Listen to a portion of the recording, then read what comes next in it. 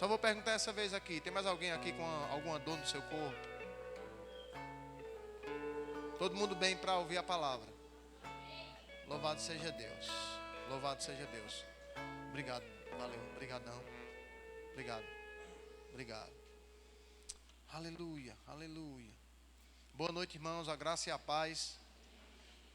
Então, queridos, olha, eu queria começar hoje o culto, né? Essa palavra saltou no meu coração, né? De que nós estamos celebrando essas coisas, irmão.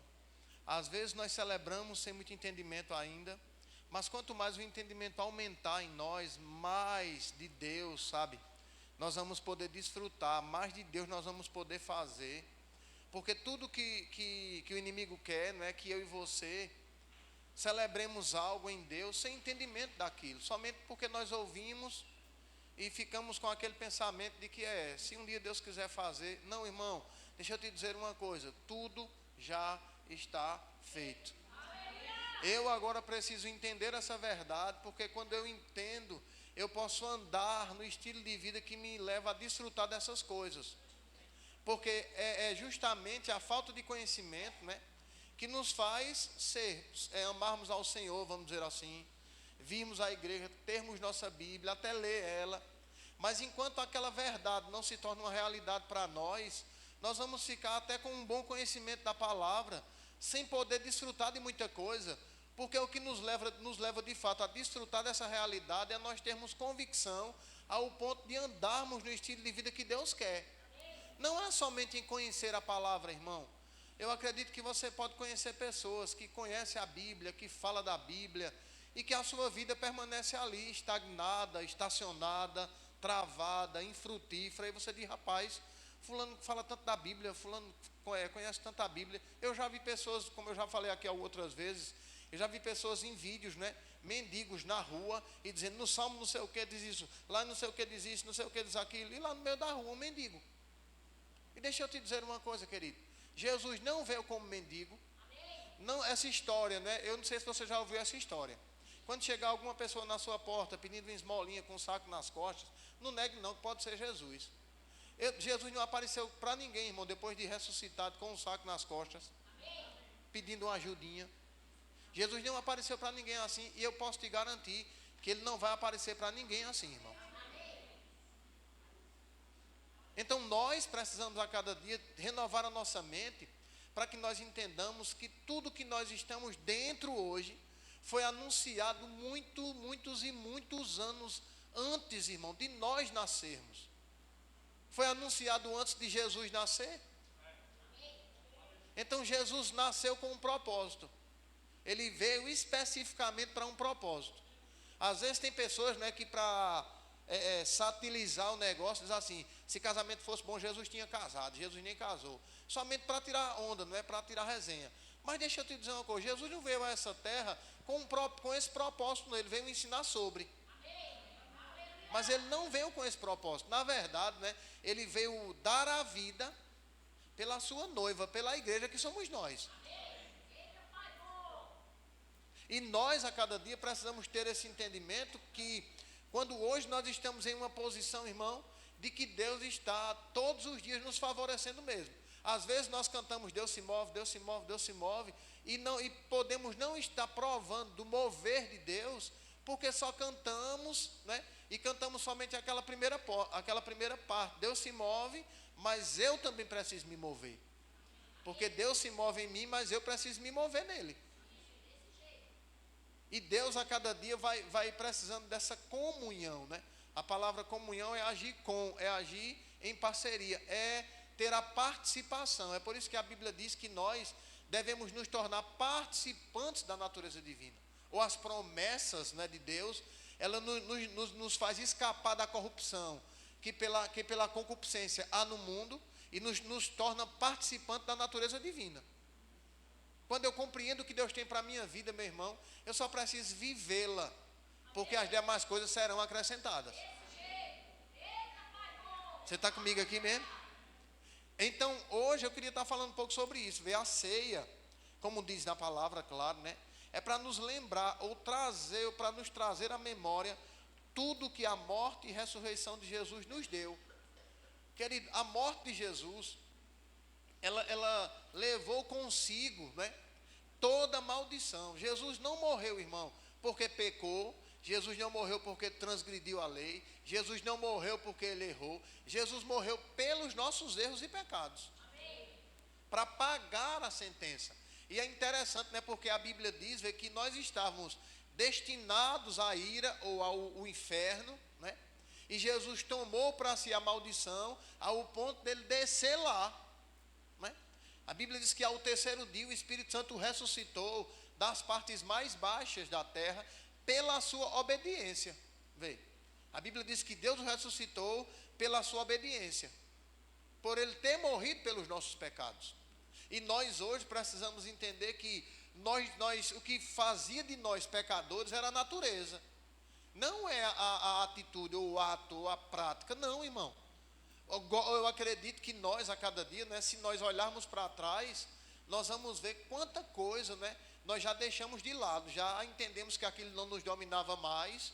E agora estamos andando livres do pecado em algumas áreas. Mas tem muitas outras para sermos? Tem. Mas é porque nós estamos entendendo que não somos mais, irmão, pecadores. Não somos mais obrigados a viver debaixo do jugo do pecado. Nós agora estamos debaixo da graça, querido. E a graça é uma condição de produzirmos para Deus aquilo que nós não conseguiríamos com a nossa própria força.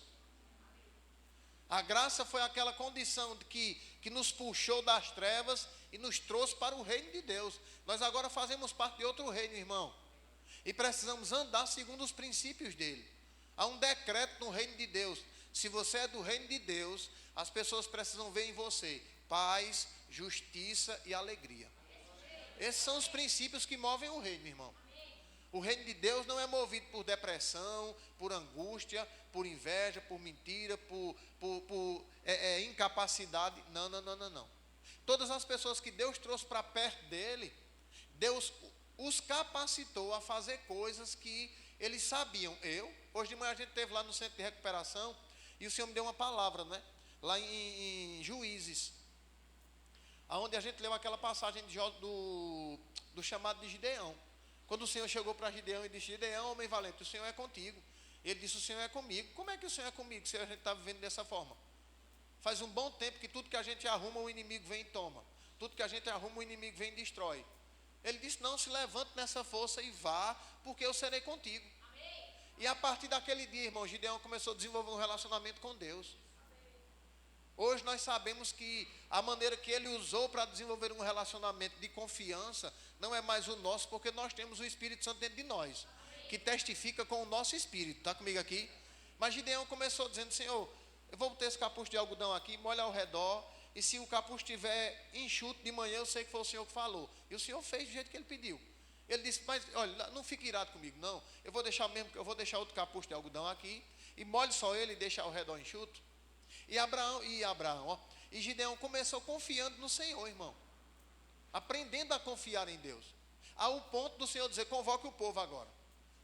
E Gideão convocou o povo, disse: pessoal, Deus me levantou para derrotar os medianitas. Eu estou precisando de um exército para a gente ir lá fazer o serviço. 32.000 pessoas se levantaram, irmão. E o Senhor disse: rapaz, tem gente demais aí. Se vocês vencerem o povo com esse número de pessoas, o pessoal vai pensar que foi com a força do seu braço e não vai me dar a glória devida. Então faça um anúncio aí no meio do povo: os covardes e medrosos voltem. A Bíblia diz que no mesmo instante voltou 29.000. E ele disse: rapaz, esses ainda são muitos, leva para beber água. E aqueles que forem prudentes em beber água, coloca a parte. Só sobrou 300. E Deus disse: vai ser com esses 300 aí. Só que se você ler o texto lá, você vai ver. Gideão disse: a minha família é a mais pobre, e eu sou o menos favorecido de todos. Sou o menos considerado, o menos relevante. O Senhor disse: vai ser você mesmo. Então, quando chegou o tempo que o Senhor disse: é com os 300, Gideão não disse mais: Senhor, mas não é pouca gente não. Pegue pelo menos aqueles desmantelados ali, eles nem são medrosos, nem são covardes. Mas deixa eu te dizer uma coisa, isso me ensina algo, irmão. Que Deus não age na vida de medroso, covarde e desmantelado.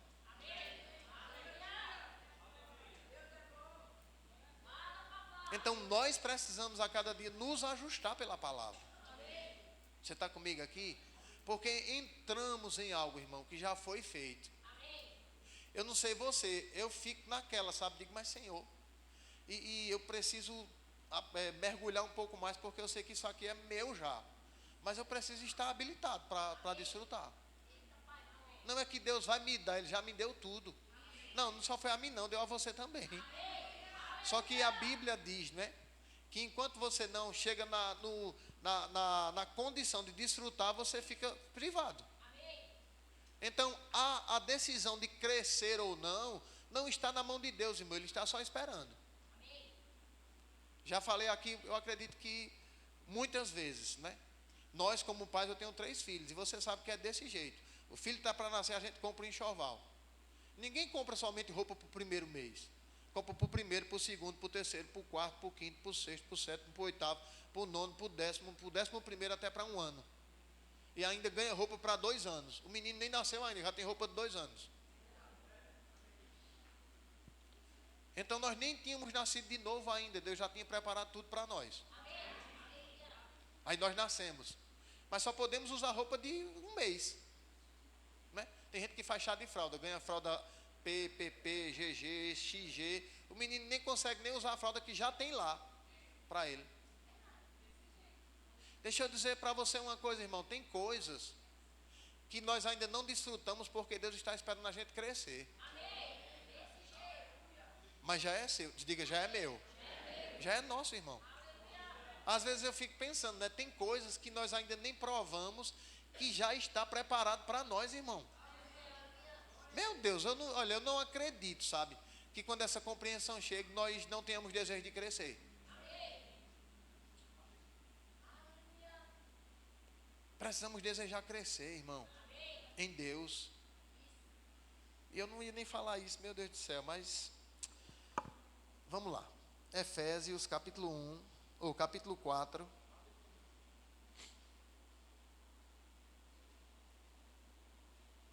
Meu Deus do céu. Nós não podemos ficar uma vida lesados, irmão.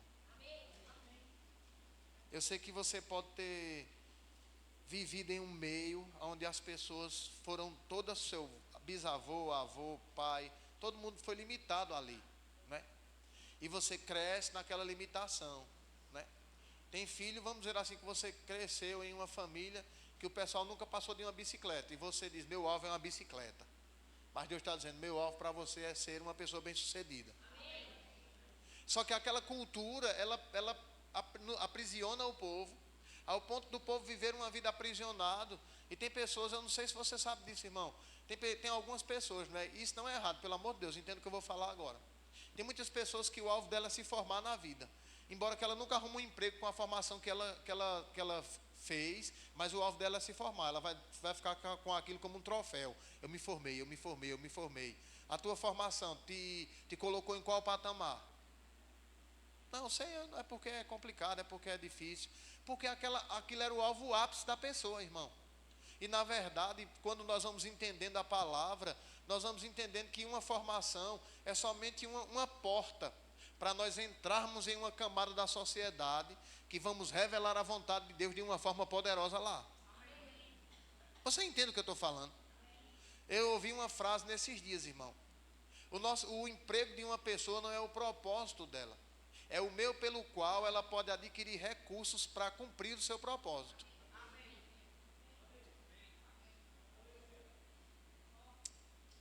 Aleluia. Vamos lá. Efésios capítulo 4. Eu quero ler com você o versículo 14 só.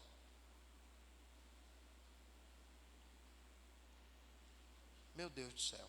Eu tinha anotado algumas coisas aqui, mas vamos por aqui, tá bom? Aleluia. O objetivo, ele está falando a respeito dos 5 dons ministeriais. Qual é o objetivo dos 5 dons ministeriais? Do apóstolo, profeta, evangelista, pastor e mestre, né? Aí ele diz assim, o objetivo é que não sejamos mais crianças. Eu acredito que nessa versão que está aqui deve ser meninos, né? É meninos? Crianças, pronto. O objetivo é que não sejamos mais crianças ou meninos, levados de um lado para o outro, pelas ondas teológicas ou pelos erros de doutrina, nem jogados de lá para cá por todo o vento de doutrina e pela malícia de certas pessoas que induzem os incautos, né, ao erro. Longe disso, seguindo a verdade em amor, cresçamos em tudo. Digo, o desejo de Deus é que eu deixe de ser menino e cresça em tudo. Você está comigo aqui? Aí ele diz, mas ele mostra aqui, não é, como nós vamos crescer em tudo. Ele diz, longe disso, seguindo a verdade em amor, cresçamos em tudo naquele que é o cabeça, ou a cabeça, né? Cristo. Deixa eu te explicar uma coisa aqui. Jesus, quando veio aqui à terra, ele veio com um propósito: revelar a vontade de Deus e ser o modelo a ser seguido. O que eu acho interessante é que hoje, né, nós sabemos que tem várias escolas de teologia e vários estudos, pessoas na internet. Rapaz, eu queria, se você quiser participar de uma aula de teologia, tem pessoas de outras denominações, vamos botar assim, né, que oferecem estudos, mas eu fico pensando, irmão, uma boa parte deles continua deixando as pessoas convencidas de que elas são pecadores, de que elas são miseráveis, de que tudo está na mão de Deus e quando Deus quer fazer, Ele faz, e quando Ele não quer, Ele não faz. E não tem nada disso na Bíblia. Na verdade, a palavra de Deus, ela traz para nós a compreensão de qual foi o papel de Jesus quando Ele veio aqui nessa terra. Primeiro foi mostrar que tudo aquilo que Ele fazia era a vontade de Deus. Se ele curava uma pessoa, era vontade de Deus. Se ele libertava uma pessoa, era vontade de Deus. Aquilo que ele falava, era Deus se expressando através dele. Você está comigo aqui? E quando ele foi para aquela cruz, a Bíblia diz que ele foi tomar o nosso lugar. Aí eu fico pensando, nós éramos pecadores, miseráveis, condenados ao inferno. Mas Jesus foi tomar o nosso lugar de uma forma tal, não é, que ele morreu no nosso lugar, desceu ao inferno e no terceiro dia foi ressuscitado pela sua obediência. Hoje está à direita de Deus como o cabeça da igreja, mas ele deixou um corpo aqui na terra que chama-se igreja para revelar a sua vontade como ele revelou, irmão. O negócio é que nós muitas vezes não paramos para pensar. Se Jesus estivesse aqui na terra hoje com o seu corpo físico, você acha que Jesus seria conduzido pelos sentimentos naturais que todo mundo vive? Você acha que Jesus aceitaria alguma dor, alguma enfermidade sobre o corpo dele? Na verdade, eu acredito que ele andava num estilo de vida que essas coisas não tinham legalidade para se instalar lá. Hoje, Jesus não está aqui na terra no corpo dele, mas está no nosso corpo, aqui, ó. O negócio é que enquanto nós nos achamos, né, pequenos demais, incapazes demais, sem muita capacidade para nada, o diabo continua reinando em cima da nossa falta de conhecimento. É por isso que quando a palavra de Deus chega luz e nós agora entendemos, espera aí. Quer dizer que essa situação que eu passei muito tempo, Deus enviou Jesus para que eu não vivesse nela, então agora o negócio vai começar a mudar. Porque a partir do dia que eu descubro e eu começo a exercitar ou seguir a verdade em amor, eu vou começar a crescer nisso. E a partir do momento que eu cresço, aquilo perde a legalidade da minha vida. É por isso que nós precisamos entender. Eu queria ler outro texto com você aqui. Aleluia. Meu Deus do céu. Vamos lá. Deixa eu voltar aqui, porque senão a gente vai... Mas a gente vai chegar em um bom lugar hoje, tá certo? Eu só quero citar aqui, porque eu quero citar algumas coisas aqui. Em Gálatas capítulo 3, versículo 13, né, diz que Jesus nos resgatou de toda maldição, fazendo eles a si próprio maldição no nosso lugar, porque está escrito: maldito todo aquele que for pendurado no madeiro. Então, quando Jesus foi para aquela cruz, o Espírito que estava nele foi dado para nós, e nós agora passamos a ser o templo e morada do Espírito Santo também. Tudo isso veio no pacote da salvação. E nós agora precisamos entender. O escritor de Gálatas, né, ou aos Gálatas, o apóstolo Paulo, ele começa a mostrar que Deus, agora ele espera que nós possamos chegar a uma condição de que tudo aquilo seja manifesto na nossa vida. Porque em todo o tempo em que o herdeiro é menino, ele não tem nenhuma diferença de quando ele era escravo, mesmo sendo dono de tudo. Está comigo mesmo? Então, quando isso foi anunciado, né, aproximadamente 750 anos antes de Jesus voltar, o profeta começou a anunciar: olha, a virgem vai dar à luz a um filho, e o poder, o governo vai estar sobre os seus ombros, e o seu nome vai ser Maravilhoso Conselheiro, Pai da Eternidade, Príncipe da Paz, Deus Forte. Quando isso foi anunciado, irmão, isso foi anunciado quase 800 anos antes de Jesus vir à Terra. Não tinha, eu acredito que quando o profeta anunciou isso, as pessoas ficaram dizendo: como é isso? Uma virgem ter menino? Como é que uma virgem tem menino? Como é que uma virgem vai dar luz a um filho? Rapaz, será que esse camarada não está com umas conversas meio doidas aí, não? Será que ele não está meio assim, sei lá, meio sem noção da vida, não? Porque o camarada dizer: olha, uma virgem dará a luz a um filho. Eu não sei se você acha que isso tem muita lógica para o negócio. Era a mesma coisa da gente chamar uma jovem virgem hoje, que ainda não teve relação sexual, e dizer: você vai ter uma criança. Viu? E aí todo mundo dizer: como é que ela vai ter uma criança? Ô, já aconteceu alguma coisa, por isso que ele está dizendo isso. Não tinha muita lógica, irmão. Mas o profeta estava anunciando a vontade de Deus para o seu povo. Preste bem atenção nisso aqui. Eu queria ler Isaías, por favor. Isaías é conhecido como profeta messiânico, né? Pelos teólogos, porque Isaías foi quem falou mais a respeito de Jesus do que qualquer outro profeta, de uma forma clara, né? De uma forma explícita de como ia acontecer o negócio.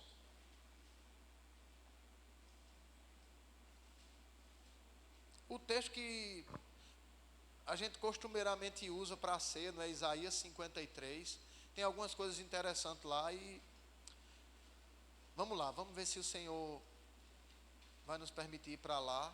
Eu quero ficar dentro do meu tempo aqui, porque deixa eu te dizer uma coisa, irmão, nós precisamos entender a quem nós estamos adorando, querido. Nós precisamos entender os nossos direitos. É bem interessante, né? Porque eu não sei se você já, eu mesmo nunca li. Todo estabelecimento comercial praticamente tem um livrinho lá que tem o nome, ao direito do consumidor. E você sabia que praticamente, eu acho que as pessoas já colocam lá por uma questão de praxe mesmo, porque nenhum consumidor sabe nem o seu direito. E muitos são lesados, irmão, com atraso de mercadoria danificada, aquilo que eles mostram, eles não entregam o produto da maneira que eles mostram. E o consumidor tem direito a ser reivindicado, mas se ele não sabe, ele não reivindica. Você sabia que muitos filhos de Deus têm direito e eles nem reivindicam?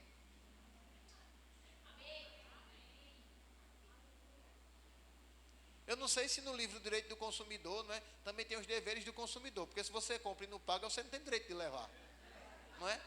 Você compra e não paga, ele tem direito de buscar na sua casa também, dizer: a mercadoria é minha que você não pagou. Não é isso aí? Eu não sei se tem lá, se tiver, se alguém já leu e tiver, pode dizer: tem, pronto, está tudo certo. Pronto, está vendo aí? Então tem esse direito aí lá também. Se você vai lá e compra, o camarada vai abrir o direito do consumidor e dizer: seu direito é pagar o que você comprou, senão você vai perder a mercadoria. E deixa eu te dizer uma coisa, irmão, quando Jesus veio, ele veio mudar a nossa condição, porque o homem não teve a sua condição mudada por fora, sem que ela fosse primeiro mudada por dentro. Deixa eu te dizer de novo, a condição que o homem vive hoje, de miséria, de angústia, de mágoa, de opressão, de depressão, de tirar sua própria vida, não foi mudada por fora primeiro, foi mudada por dentro. Então, quando Jesus veio, ele veio inverter a situação. Ele veio mudar a nossa condição por dentro. Para que a condição ela pudesse aflorar e pudesse ser vista fora. Por isso que a Bíblia diz, né, se não me engano, é Romanos capítulo 3.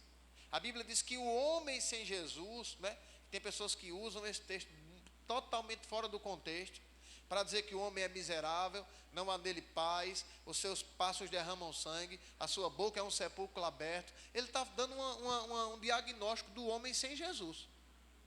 Você está comigo aqui?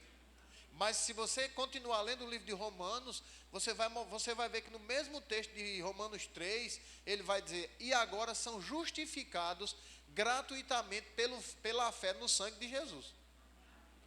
Porque todos pecaram e destituídos foram da glória de Deus, mas são justificados. Olha para aí. E tem gente que ainda diz, não, todos pecaram e nós estamos destituídos da glória. Não, não, não, não, não. Quando Jesus estava para partir, ele orou a Deus, Senhor, a glória que o Senhor me deu, agora eu dou a eles. Para que eles se tornem um comigo, como eu sou um com o Senhor.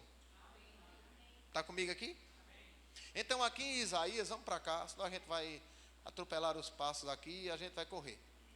Ele diz assim, isso aqui é uma profecia que Jesus leu lá em Lucas, né, em Mateus, quando ele voltou da tentação no deserto. E ele diz assim, eis que o Espírito do Senhor está sobre mim, porque o Senhor me ungiu. Você está comigo aí? Porque o Senhor me ungiu para anunciar isso mesmo, para que o Senhor me ungiu para anunciar boa nova aos pobres. Agora deixa eu te explicar uma coisa aqui. Jesus, hein? 61. E foi? Não, eu disse Isaías 53, cita isso e algumas coisas, depois a gente vai lá, mas abre Isaías 61, não foi não? Pois tá bom, então abra lá para a gente não brigar, pronto, tá bom. Desculpem-me. Todo mundo estava dizendo o que é que ele está lendo aí, não foi? Obrigado por ter avisado, Damião. Meu Deus. Isaías 61, todo mundo está lá agora? Diga agora. O Filho de Deus é interessante, arruma uma figura de linguagem, né? Você diz, você está bem, o cabo de amém, ele não diz estou. Não é? Aí diz assim, eis que o Espírito do Senhor está sobre mim, porque o Senhor me ungiu para anunciar a boa nova aos pobres. E eu quero parar aqui nesse primeiro ponto. Quando Jesus foi ungido por Deus para anunciar uma boa nova aos pobres, ele não estava falando que Jesus foi ungido, irmão, para anunciar boas novas aos mendigos. Porque Jesus foi na casa de Zaqueu, que era chefe do cobrador de imposto, e Zaqueu foi liberto. Então hoje as pessoas criaram um rótulo de que o evangelho é para os pobres mesmo, mas é para os pobres de espírito. Aqueles que estão destituídos da glória de Deus. Porque você pode conhecer pessoas que têm um bom poder aquisitivo, mas vivem depressivos, vivem dependentes de remédio. Alguns tiraram a sua vida, se suicidaram com muito dinheiro. É porque essas pessoas elas ainda mesmo assim são pobres, irmão. Porque tudo que elas têm é somente algo exterior, que a traça e a ferrugem corrói, os ladrões arrombam e roubam. Então, quando Jesus foi ungido para anunciar as boas novas aos pobres, não foi aos mendigos, aos coitados, foi aqueles que estavam empobrecidos espiritualmente. Porque a Bíblia diz que na cruz ele se fez pobre, para que por sua pobreza nós nos tornássemos ricos. Aí deixa eu te dizer uma coisa, eu não sei se você entende isso, mas para Deus, a condição de pobre e rico não é pelo que você tem, é pela condição que Ele colocou você em Cristo. Agora, quando eu entendo a condição que eu estou em Cristo, e cresço em tudo, e ando como tal, aí, meu irmão, aquilo que já é um direito meu vai ter que chegar na minha vida, irmão. Eu nunca esqueço, isso não é muito novo, né? Às vezes quem gosta de falar é Vanderlei, que ele não está aqui. Mas eu não sei se você já assistiu Charlie Chaplin, né? Charlie Chaplin era um mendigo, né? Que andava puxando um cachorrinho. Mas não sei se você vê o estilo dele, ele andava como um grande homem de dinheiro. Às vezes ele ia comer uma coisa, ele puxava o guardanapo do bolso, se ajeitava de uma forma bem educada, e tudo que ele ia comer, ele comia aí. Ele era um mendigo, mas ele não agia como mendigo. Vamos dizer, na linguagem mais nordestês, ele tinha espírito de rico. Deixa eu te dizer uma coisa, irmão, nós temos esse espírito de rico dentro de nós. Só que muitos vivem miserável, mesmo tendo dinheiro, porque o mundo acha que humildade é você ter dinheiro e andar rasgado. Para Deus não tem nada a ver humildade com miséria. Então Jesus foi ungido para pregar a boa nova aos pobres. Mas ele não parou por aí, vê o que ele diz. Enviou-me para cuidar dos que estão com o coração quebrantado, proclamar liberdade aos cativos e libertação do mundo das trevas aos prisioneiros da escuridão, para anunciar a todos, diga a todos. Ele diz para anunciar a todos o ano aceitável do Senhor e o dia da vingança do nosso Deus, para consolar todos os que andam tristes e para dar a todos os que estão de luto e amargurados em Sião uma linda coroa ao invés de cinzas, óleo de alegria ao invés de pranto, um manto festivo de louvor em lugar de espírito angustiado, ou em algumas versões, abatido. Eles serão chamados carvalhos de justiça, plantação do Senhor, para a manifestação do esplendor da sua glória. O profeta estava anunciando, olha, quando aquele que vai nascer de uma virgem vier, ele agora vai vir e o Espírito do Senhor estará sobre ele, para que ele mude a condição da humanidade. Você está comigo aqui mesmo? Mas ele não para por aqui não, vamos para cá. Versículo 4. Eles reconstruirão as velhas ruínas e restaurarão os antigos escombros. Renovarão as cidades assoladas que têm sido destruídas de geração em geração. Deixa eu te dizer uma coisa, irmão. Antigamente tudo era, nesse tempo aqui, tudo era físico.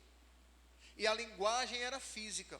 Mas quando Jesus veio, ele veio mudar a nossa realidade, que o povo não vê, para que o fruto da realidade que o povo não vê mudada, possa ser manifesta na realidade que o povo está vendo na nossa vida.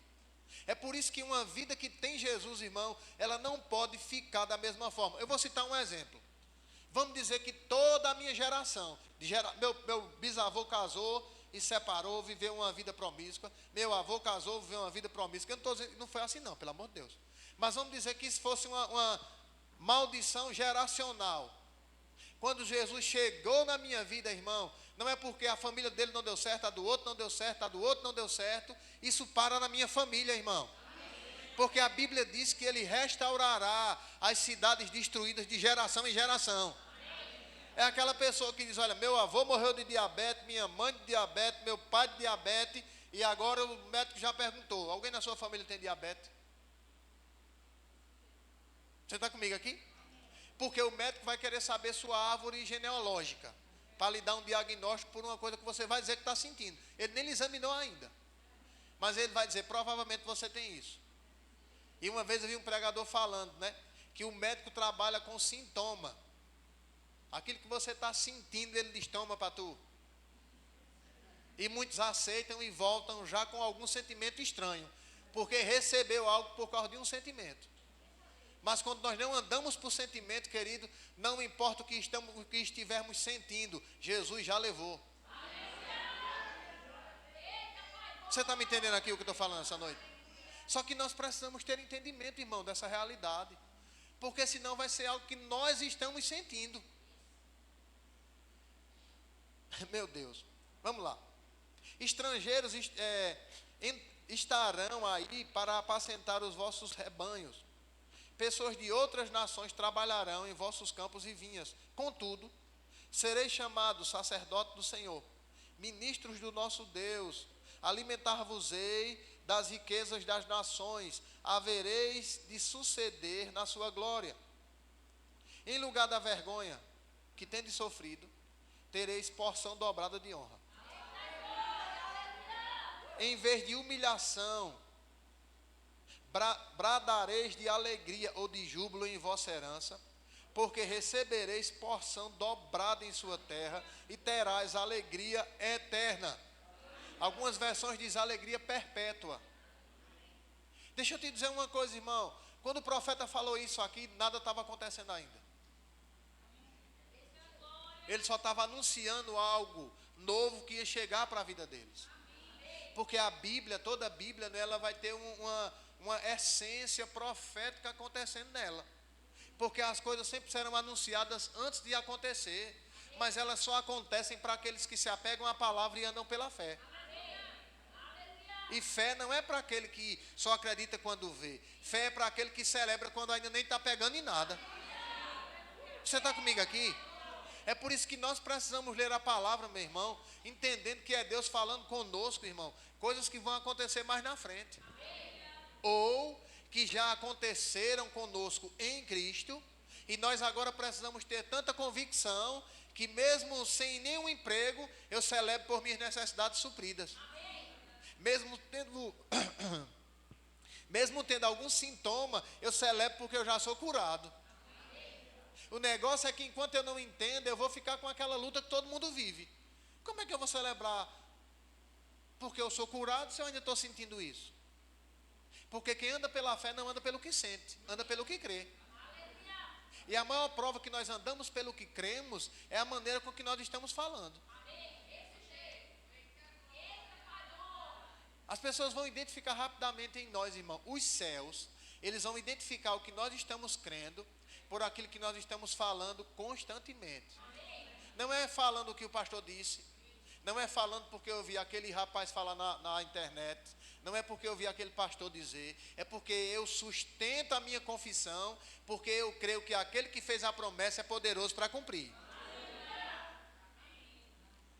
Só quem está entendendo, diga aleluia. Então, se nós a cada dia entendermos isso, nós não vamos andar como as pessoas. E aí, meu irmão, como é que está? Rapaz, eu vou te dizer uma coisa. Você está vendo as notícias? Estou. Mas eu também tenho uma boa notícia para te dar. A Bíblia diz que Deus, segundo as suas riquezas, há de suprir cada uma das minhas necessidades. Mas como é que vai ser isso? Rapaz, isso é uma coisa que eu não sei, mas eu creio. Você está comigo aqui? Eu sei que eu já tenho alguns exemplos na palavra. Que Deus fez coisas, irmão, em tempos de escassez, pessoas plantarem e colher 100 por 1 em um ano. O negócio é que eu preciso a cada dia estar em comunhão com o Senhor para perceber essas coisas. Porque senão eu vou ser levado por aquela avalanche que está levando todo mundo. E isso vai me trazer medo, e medo é o oposto de fé. Na verdade, medo é uma fé contrária. Porque eu só falo no meu medo, só falo no meu medo, só falo no meu medo. Deus não quer que eu fale em medo, irmão. Deus quer que eu fale na palavra, que é Espírito e vida. E eu preciso a cada dia crescer no entendimento. Por quê? Porque eu nunca vi, irmão, eu nunca vi ninguém conseguir se manter avivado em Deus sem permanecer ligado na videira. Eu nunca vi, querido. É impressionante, irmão. Eu sei que muitos de nós, né, às vezes até nós mesmos, nós muitas vezes, se nós não entendermos que essa palavra, ela é agora a base da nossa vida, né? A gente estava falando hoje lá de manhã.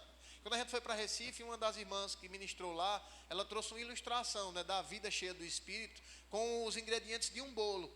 E ela disse, olha, se você tiver manteiga no bolo, se você tiver a farinha de trigo, se você tiver o leite, se você tiver o ovos, se você tiver a forma untada do bolo, mas o bolo não tiver fermento, ele não cresce. Às vezes o fermento é aquilo, né, que nós colocamos em menos quantidade. Mas é o que faz o bolo crescer e ficar agradável. Fofinho, fofinho, né?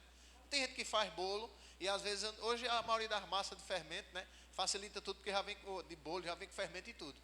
Mas no tempo que não tinha esse negócio, algumas vezes a pessoa vacilava e deixava de colocar o fermento, porque era a menor parte. Às vezes colocava o fermento vencido. Sem fermento, o fermento vencido vai ficar seco e ruim. Diga, sem a palavra, minha vida vai ficar seca e ruim. Você pode ter tudo, irmão. E nós precisamos entender, sabe, que é a palavra que vai promover o crescimento na nossa vida.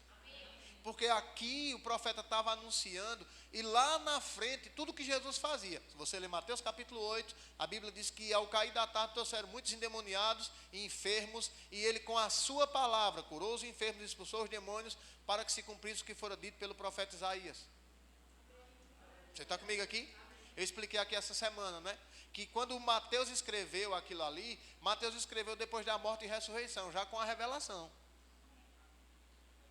Mateus não escreveu um diário da vida de Jesus. Você está comigo aqui? Os evangelhos foram escritos depois. O livro de Atos foi um livro a cada dia recorrente, porque uma pessoa ia na companhia escrevendo. E hoje saímos daqui e fomos para Troade, depois de Troade fomos para Mileto, paramos na casa de fulano, e ali teve tal acontecimento, depois fomos para outro lugar. Era tipo um diário sendo escrito mesmo. Os evangelhos não.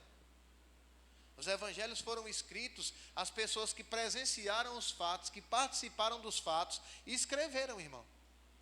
Hoje ainda tem um monte de evangelho que não se incluíram nos evangelhos, nos 4, porque cada pessoa, não é, teve uma certa ótica diferente e muitos não foram colocados lá porque eles foram considerados, se não me engano, apócrifos, né? Pronto. Os apócrifos não foram considerados em linha com aquilo que Jesus fez realmente. Mas Jesus veio cumprir, mostrar. Isso aqui é somente aquelas pessoas que vendem perfume, não tem? Que ela chega com um vidrinho bem pequeno e diz: esse aqui é somente uma amostra grátis. Mas se você quiser o todo, você vai ter que comprar o vidro completo. Pronto. Jesus veio dizer: olha, isso aqui é somente a amostra grátis. Cura, libertação, provisão, compreensão do valor que você tem para Deus, isso é somente a amostra grátis. Mas se você quiser o pacote completo, você tem que aceitar a salvação. E naquela cruz ele foi nos resgatar disso, irmão. É por isso que em 1 Pedro, eu estou correndo para encerrar aqui. 1 Pedro, capítulo 2.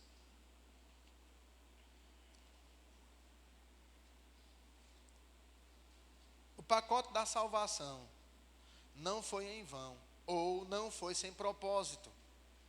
Diga, havia um propósito nessa tão grande salvação.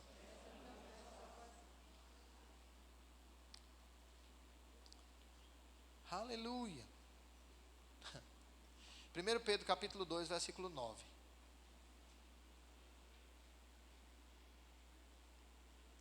Não perde de vista Isaías não, tá bom? Mas a gente está em 1 Pedro agora, tá certo? Pelo amor de Deus. Pedro diz assim: porém vós sois a geração eleita. Isso aqui já era para a igreja. Não era. Deixa eu te explicar outra coisa aqui. Quando Jesus veio, ele veio exclusivamente para os judeus. Ao ponto, né, daquela mulher cirofenícia dizer: Senhor, minha filha está em casa atormentada e violentamente sofrendo, ela vai morrer se o Senhor não for lá. E Jesus disse: olha, não me é lícito tirar o pão dos filhos para dar aos cachorrinhos. E você sabe de toda a história, né? Que a mulher disse: mas os cachorrinhos comem das migalhas que caem da mesa do seu Senhor. E Jesus disse: pronto, sua fé é demais. Pode ir, seja feito segundo você crê. Mas deixa eu te explicar uma coisa. Jesus estava dizendo: olha, eu vim com um propósito. Quando Jesus designou os 12, para ir, ele disse: não entre em aldeia de samaritano, mas vá diretamente às ovelhas perdidas de Israel. No lugar que você chegar, deite a paz naquela casa. E se as pessoas não receberem a paz, ela vai voltar para vocês. Está comigo aqui mesmo? Pronto. Jesus veio para os judeus.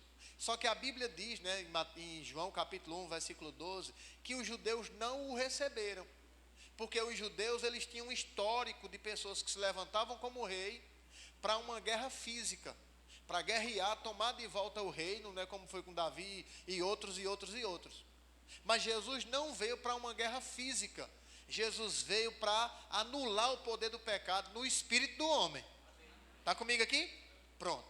Então aqui, quando Pedro está falando, Pedro agora está falando para a igreja, para o povo que recebeu Jesus. Quem recebeu Jesus aqui já?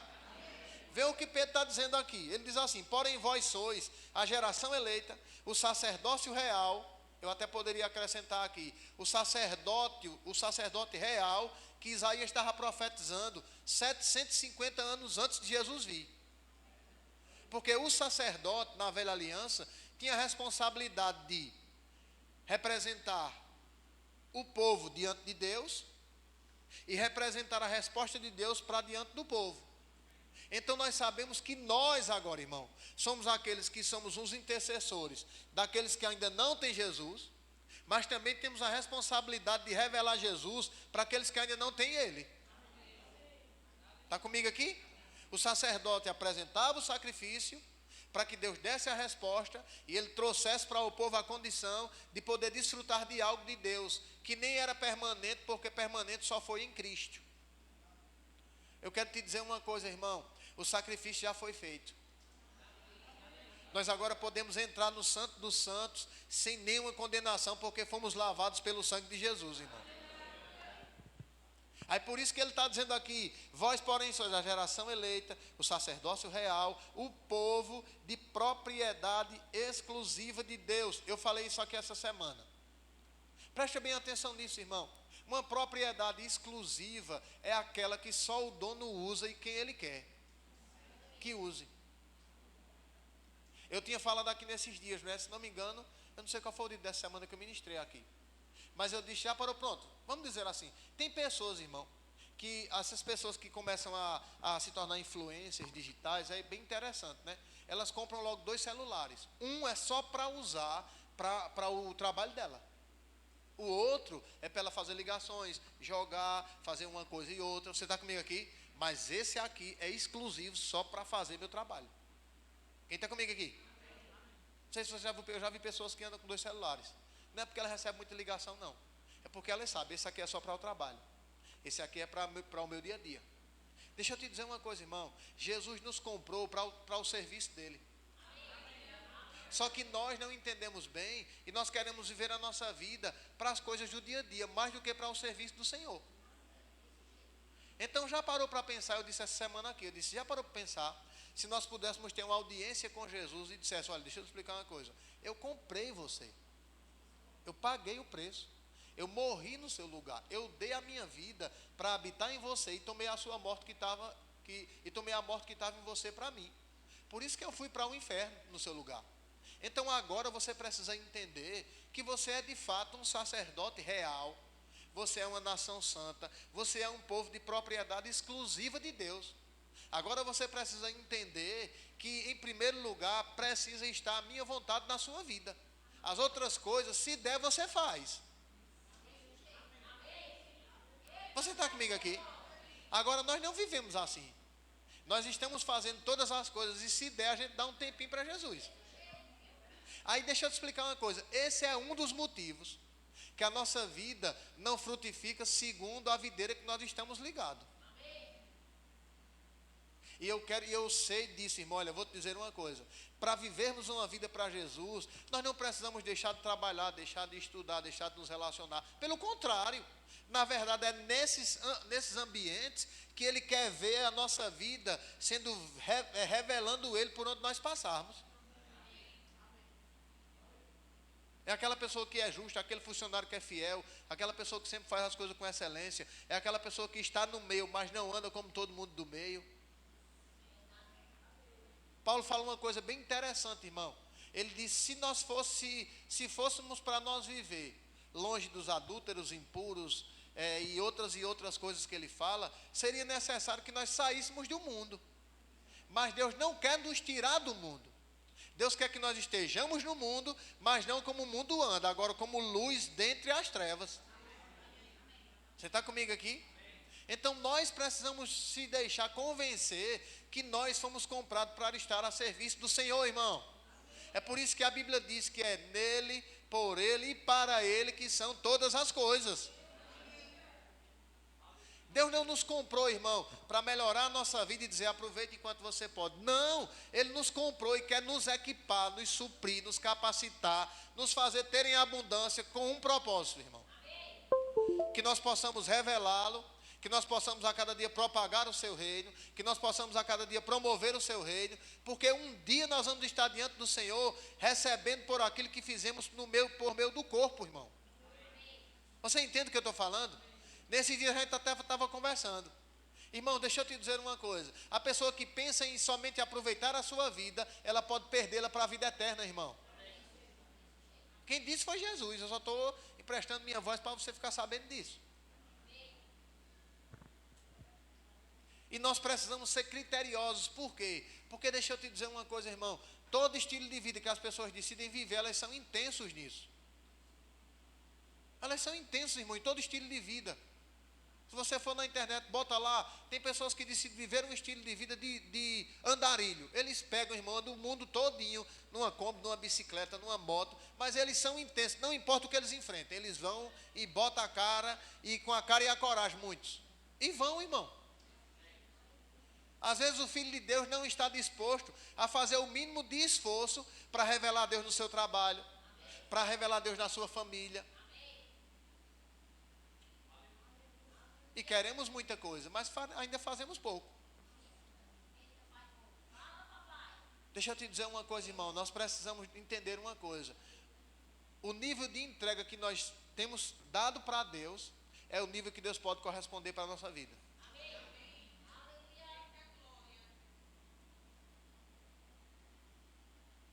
Eu já falei aqui, né? Deus é recíproco. Ele disse: aos que me honram, eu honro. Aos que me buscam, eu me revelo. Aos que me desprezam, eu também digo: tá bom, eu não posso fazer nada. Eu vou ficar dando atenção ao que me busca. Está comigo? Então eu estou encerrando aqui, tá certo? Vamos lá, vamos terminar de ler esse negócio aqui. Aleluia. Porém vós sois a geração eleita, o sacerdócio real, a nação santa, o povo de propriedade exclusiva de Deus, cujo propósito é proclamar as grandezas, algumas versões têm as virtudes, daquele que nos chamou, nos convocou, nos tirou, nos transportou das trevas para a sua maravilhosa luz. Vós sim, que antes não eras sequer povo, mas agora sois povo de Deus. Que não tinhas recebido misericórdia, mas agora recebestes. Amados, exorto-vos, como a peregrinos e forasteiros que sois, a vos abster das paixões da carne, que batalham contra a alma. Seja exemplar o vosso comportamento entre os gentios, para que naquilo em que falam mal de vós, como se fosseis pessoas que vivem praticando o que é mal, ao observarem as vossas boas obras, glorifiquem a Deus no dia em que receberem a sua revelação. Você está comigo aqui, irmão? Eu não sei você, irmão, isso traz um peso de responsabilidade tão grande sobre a nossa vida, quando nós compreendemos. Eu particularmente acredito, irmão, quando uma pessoa entende isso, ela nunca mais quer viver a vida dela do mesmo jeito. Ela fica procurando todas as brechinhas que tem para fechar.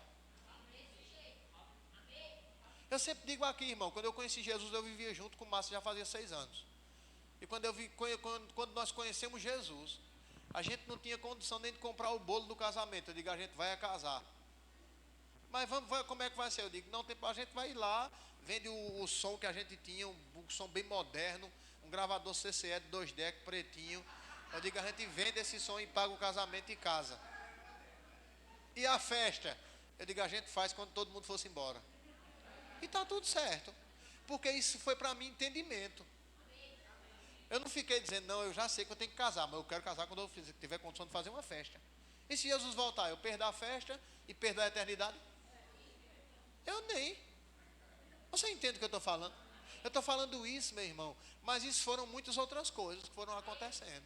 E quando a compreensão chegou, vamos fazer. A compreensão chegou, vamos fazer. A compreensão chegou, vamos fazer. Porque só funciona, meu irmão, quando nós agimos. Deus se move em mim, mas eu preciso me mover nele. Porque senão Deus se move só e nada acontece. Então hoje nós estamos celebrando, irmão, a nossa condição de vivermos a cada dia alinhado à vontade de Deus. Nenhum de nós aqui está no ápice do negócio, não.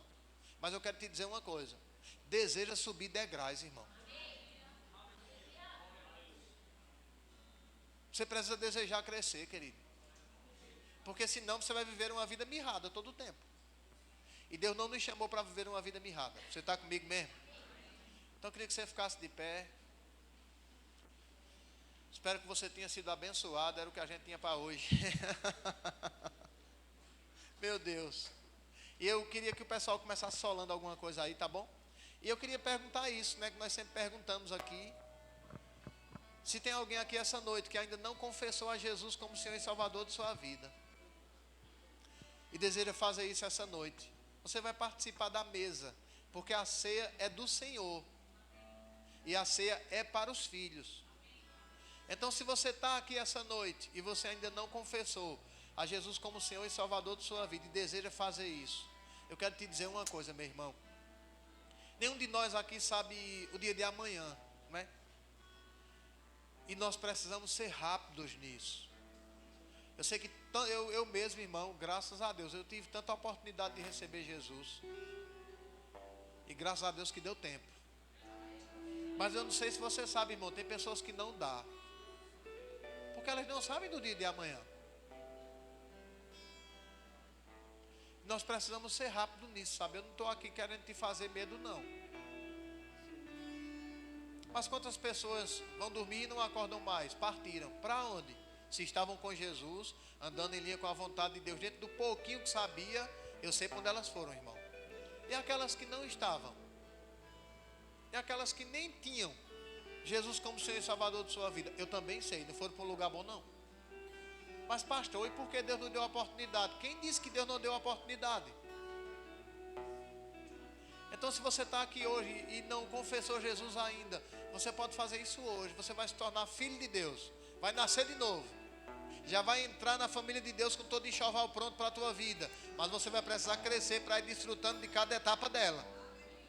Se você está aqui hoje à noite e você, pastor, olha, eu passei um tempo na igreja, mas é porque eu fui para uma igreja, sabe? E às vezes eu fiquei triste, fiquei frustrado lá, saí e passei uns dias vagando. Pronto, meu irmão, hoje você tem uma oportunidade de se reconciliar com o Senhor também. Porque Deus não gerou você pela palavra dele para você viver longe dele. Deus gerou você para cuidar de você, porque Ele conta com você para revelar Ele aqui nessa terra. Tem alguém aqui que está afastado, deseja voltar para o Senhor essa noite?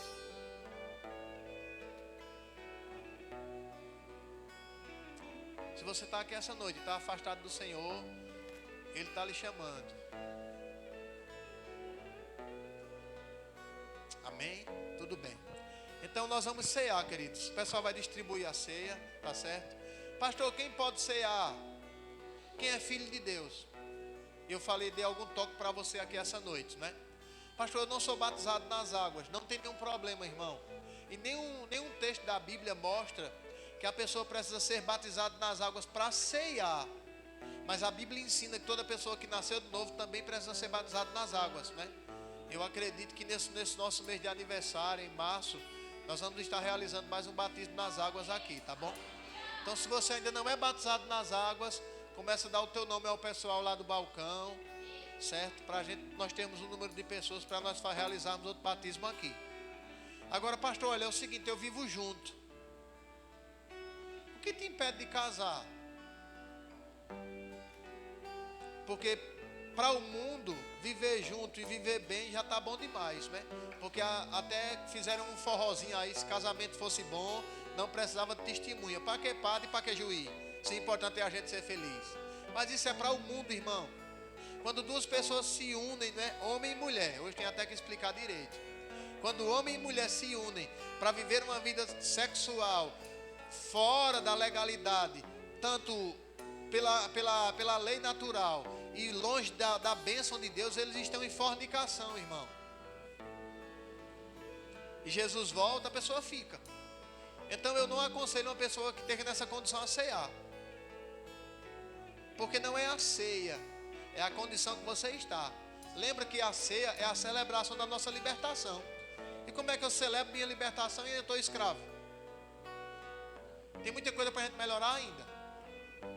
Mas quando nós vamos celebrando e entendendo, ouvindo e praticando, eu vou te dizer uma coisa, meu irmão, a cada dia você vai desfrutar dessa liberdade de uma forma maior. O pessoal pode servir, viu? Aleluia. Sou tua morada. Você que pegar, espera pelo outro, tá certo? Chamado por ti, por tua graça, salvação eu vi. Sou tua morada, chamado por ti, por tua graça, salvação eu vi. Por quê? Porque seu amor foi maior que meus pecados. Porque seu amor entregou-se lá na cruz. Porque seu amor me conquistou. O favor de Deus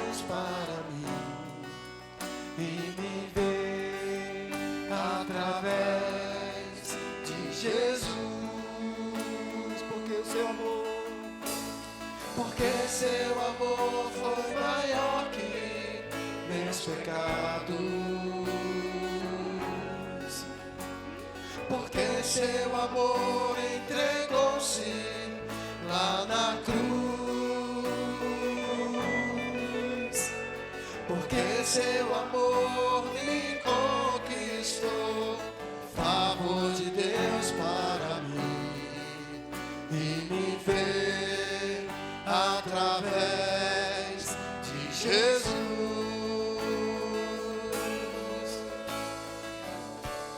Sou tua morada, chamado por ti, por sua graça, salvação eu vi, porque o seu amor, porque seu amor foi maior que meus pecados. Aleluia. Porque seu amor entregou-se lá na cruz. Porque seu amor me conquistou, favor de Deus para mim, e me vê através de Jesus. Porque o seu amor, porque seu amor foi maior que meus pecados. Aleluia. Aleluia. Porque seu amor entregou-se lá na cruz. Aleluia. Glória a Deus. Querido, todo mundo recebeu, né? Olha, quando nós ceamos, né? Ceamos obedecendo ao mandamento do Senhor. Em 1 Coríntios capítulo 11, né, a partir do versículo 23, o apóstolo Paulo diz: olha, o que eu recebi do Senhor é o que eu também vos ensinei. Que o Senhor, na noite em que foi traído, né, ele tomou o pão e, tendo dado graças, o partiu e disse: esse é o meu corpo, que será entregue por vós. E depois de eles cearem, ele também pegou o cálice e disse: esse é o cálice da nova aliança que será feito no meu sangue. E depois de cearem, né, o Senhor disse, a Bíblia diz que eles saíram para o Monte das Oliveiras e todos alegres ali, porque estava próximo de se cumprir aquilo que Jesus tinha celebrado com eles de uma forma visível, né? Mas é interessante porque o apóstolo Paulo diz: olha, todas as vezes que você comer desse pão e beber desse cálice, você precisa lembrar da morte do Senhor. Não é lembrar que ele morreu, não.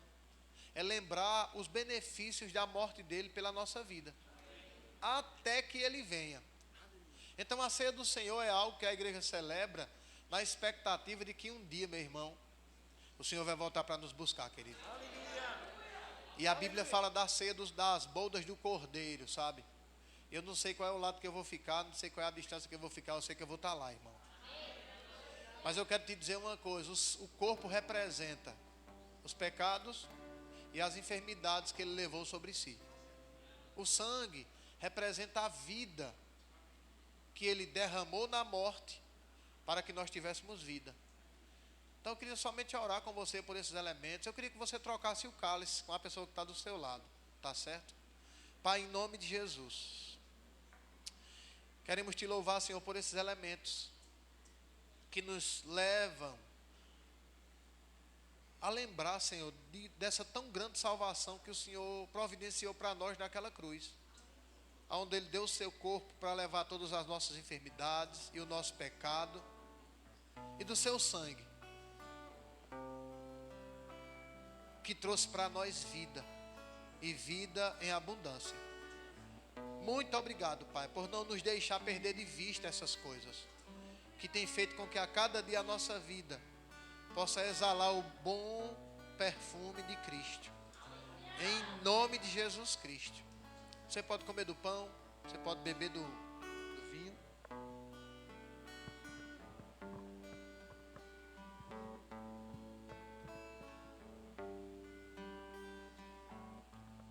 Obrigado, Pai, porque nenhuma maldição tem legalidade de entrar na nossa vida, na nossa casa, no nosso corpo. Obrigado, Senhor. por ter nos feito filhos. Obrigado pela tua vida em nós, Senhor. Oh, obrigado, Pai. Em nome de Jesus. Sou tua morada, chamado por ti, por sua graça, salvação eu vi. Sou tua morada, chamado por ti, por sua graça, salvação.